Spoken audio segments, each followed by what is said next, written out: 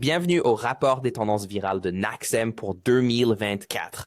Après avoir servi plus de 150 clients dans l'espace de vente directe au cours des 25 dernières années et avoir été président de la DSOF, j'ai eu la chance de voir juste beaucoup de mouvements sur le marché et ce qui se passe réellement dans le marketing de parrainage aujourd'hui. Une des grandes questions First Time, comme autre personne dans l'espace du marketing de parrainage d'aujourd'hui, c'est pourquoi certaines entreprises continuent-elles de croître de manière virale quand les autres semblent juste coincés et stagnent dans leur croissance. Que lorsque nous avons regardé pourquoi les entreprises se sentent coincées dans les canaux de marketing par parrainage, que ce soit le MLM, le marketing d'affiliation, les influenceurs, la vente directe, le porte-à-porte, c'est qu'il existe un cadre décisionnel défectueux. La plupart des équipes d'entreprises qui fonctionnent dans le marketing par recommandation ont leur liste de ce qu'elles en tant qu'équipe corporate et les représentants sur le terrain ont leur liste de ce qu'ils veulent et il y a seulement tant de temps. Donc, nous travaillons juste sur ce qui est sur les deux listes. C'est ce que la majorité d'entre nous fait. Comme nous dirigeons des entreprises de marketing de recommandation. Maintenant, parfois, nous embauchons des experts externes qui nous aident à voir ce que le marché désire de manière nouvelle et fraîche. Mais la vérité est, même si ce diagramme de Venn représente ce que je le fais vraiment. Ce n'est pas la clé de la croissance virale. Ce diagramme de Venn est un mensonge. Ce n'est pas la recette pour. Qu'en est-il pour les entreprises qui continuent de croître année après année après année? Comment gagnent-elles là-bas? Il y a tous les steps pour essayer ce que les rappeurs et les entreprises ignoraient même avoir besoin. C'est réellement la clé alors que nous examinons ce que nous observons. Il y a donc un changement de perspective pour passer de ce que vous faites dans la construction d'une vente directe ou d'un marketing de recommandation. Entreprise pour examiner comment vous devriez prendre des décisions. C'est un égard dont nous pouvons tous apprendre. Et je vais vous montrer une diapositive très geek, très nerd, mais je pense que vous devez la voir pour que cela ait du sens. Si vous réfléchissez à la manière dont la plupart d'entre nous prennent des décisions, nous examinons généralement les données transactionnelles pour prendre des décisions. Nous examinons habituellement alors la vente, inscription, annulation, abonnement, valeur à vie du client, toutes sortes de points de données qui se produisent lorsqu'une commande est passée ou lorsqu'une personne s'inscrit. Quand il annule les informations transactionnelles. Maintenant, nous savons que les informations transactionnelles ne représentent qu'une partie de l'histoire de notre processus d'affaires. Il y a toutes sortes d'indicateurs avancés pour différentes personnes. Il y a des inscriptions via page d'atterrissage, il y a des preneurs d'échantillons gratuits. Reality, il y a des participants au webinaire, des rencontres individuelles organisées, des réunions à domicile et toutes sortes d'événements différents qui sont des indicateurs avancés pour qu'une personne devienne client, passe une commande, soit sur abonnement.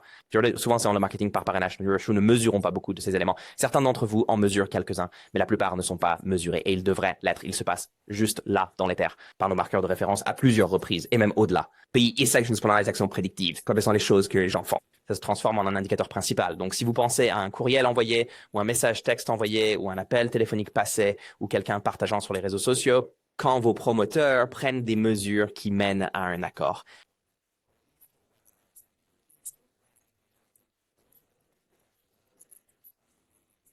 Et mesurons-nous cela? La plupart d'entre nous ne le font pas. Et donc, la vérité est que beaucoup d'entre nous essayent de gérer nos entreprises de marketing par recommandation, seulement sur des données transactionnelles. Et nous manquons les 2/3 des informations qui nous aideraient à optimiser.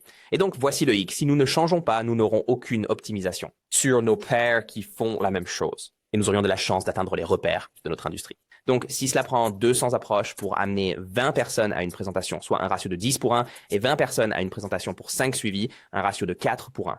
N'est-ce pas? Si c'est le benchmark de l'industrie pour vous, eh bien, devinez quoi? Sur la, ce n'est pas de chance d'atteindre le seuil de référence. Certes, vous regardez seulement les données transactionnelles, mais vraiment, ce qui devient intéressant avec ces mêmes benchmarks, c'est que vous êtes optimisé juste de 20% par rapport au benchmark, parce que vous aviez le reste des données, parce que vous voyez des endroits où vous pourriez optimiser. Eh bien, devinez quoi? Vous auriez en fait presque le double du revenu par représentant commercial actif que le vôtre. Et si vous pouviez optimiser de 40%, vous auriez triple cette unique pensée. Imaginez si nous optimisions même 20% du reste de notre pipeline, nous pourrions doubler nos revenus. Et c'est ce qui pousse les entreprises comme la vôtre à dire, d'accord, nous devons regarder comment nous prenons des décisions au sein d'un modèle de recommandation.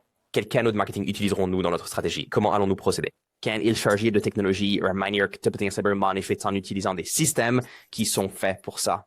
La plupart des gens ou faire du marketing de recommandation. Les canaux d'aujourd'hui fonctionnent sur ce que j'appelle des systèmes de première génération. Ce sont des plateformes conçues uniquement pour capturer des données transactionnelles. Donc, ce sont des paniers d'achat, des moteurs de commission, des arrière-bureaux CRM, où elles sont conçues pour obtenir des ventes, des abonnements, des commandes.